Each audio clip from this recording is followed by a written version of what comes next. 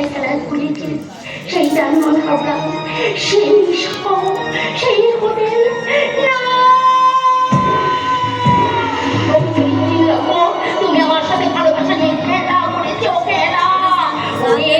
ওরে পবিত্র ছেলে পূর্ণ, তুই একটিবার শোন, তোর বাবা তোর সাথে বেইমানি করেছে, কিন্তু তোর এই হতভাগিনী মা তোর সাথে বেইমানি করেনি। ওরে বাবা, আমার এই কথা শোনার পরেও তুই কি একটিবার হাসবি না?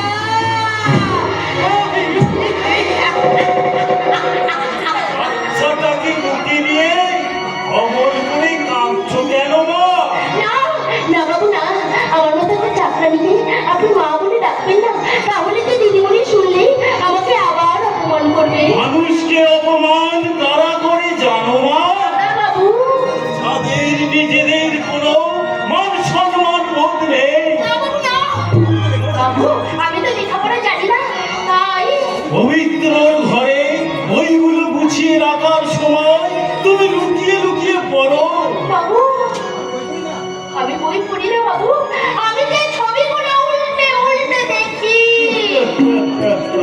আমি বুঝতে পারি এই মহিতোষ মল্লিকের চোখে কিছু ফাঁকি পড়ে না। তোমার সেবা, তোমার যত্ন, তোমার অসাধারণ সহনশীলতা দেখে আমি অবাক হয়ে ভাবি, ভাবেন বাবু। এমন গুণবতী লজ্জাবতী স্ত্রীকে ছেড়ে যে পালিয়ে যায়, তার মতন হতভাগ্য পুরুষ আর কি আছে? আর কি আছে? তুমি যদি আমার ছেলে পবিত্রের বউ হতে মা। এ কি পবিত্র ছবি নিয়ে তুমি কি করছো? মিথ্যের আড়ালে সত্যটাকে খুঁজে দেখছি বাবু। এই, এই ছোট লোকের মেয়ে, আমার স্বামীর সম্পর্কে তুই কি বলছিস? দে, দে আমার স্বামীর ছবিটা ফেরত দে, দে বলছি। বৌমা, তুমি কি তোমার শাশুড়ির মতন গরিব মানুষকে কুকুর শিয়াল মনে করতে শিখছো? ছি, ছি, ছি, ছি, ছি। এইটার করে কচি বাচ্চা, তুমিও তো কিছুদিন পর মা হবে। যারা মা হয় না তাদের মনে মায়া থাকে না।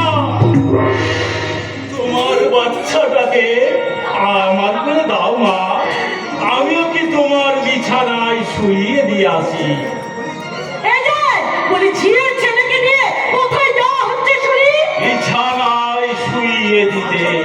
মান সম্মান বোধ আপনার কিচ্ছু নেই, তাই না? কি করে থাকবে বৌমা? যা শিখেছিলাম সব ভুলে গেছি। তুমি যদি এই বুড়োটাকে একটা অন্নবোধ কিনে দাও, তাহলে আমার নতুন করে বোধ হয় আমার। কোথায় নামান, নামান বলছি, ওই বস্তির ছেলেটাকে কোথায় নামিয়ে দিন। নামিয়ে দেব। এই বাচ্চাটাকে ওর বিছানায় শুইয়ে দিয়ে তোমাদের দামি সাবান দিয়ে হাত ধুয়ে ফেলবো বৌমা। কিন্তু কিন্তু আমার একটা কথার জবাব দেবে বৌমা। এই তোমার টুকরো কচি বাচ্চাটা যদি তোমার ছেলে হতো,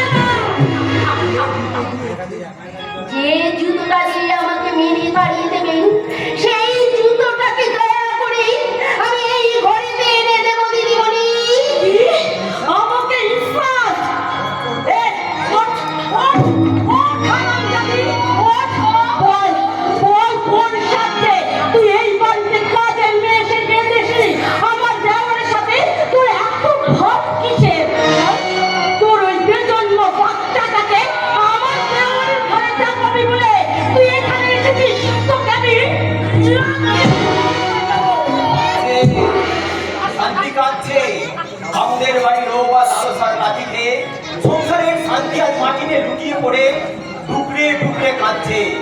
আমি কলাই আমি ছবিটা একে নিয়ে পাঠিয়ে দেবো বিশ্ব শান্তির এক্সিবিশনে। পঙ্কজ পঙ্কজ তাকেই বলে যার জন্ম হয় পাকে। মা, মাগো, আমি তোমার কোন শিক্ষার পাকে জন্মগ্রহণ করেছিলাম তুমি তা বলতে পারো মা? কি বললে? আগামী দিনের মা তুমি, তোমার বুক জুড়ে থাকে মাতৃত্বের মায়া ওই স্নেহ, যে স্নেহ দ্বারা আকণ্ড পান করে সন্তান তার মায়াবী কণ্ঠে ডাকবে মা মা বলে। মা, প্লিজ তোমার ওই জ্ঞান দেওয়া বন্ধ করো। কিসের লোভে, কিসের মায়ায় সেই কল্যাণময় স্নেহ ভান্ডার ভেঙে টুকরো টুকরো করে ফেলছো বৌদি? তুমি জ্ঞান দেওয়া বন্ধ করবে। তোমাকে জ্ঞান দেওয়ার মতো অজ্ঞান শিশু আমি নই বৌদি। আমি জিজ্ঞাসা করছি পূর্ণ প্রজ্ঞামী শিশুটির মা এই শান্তির দিকে।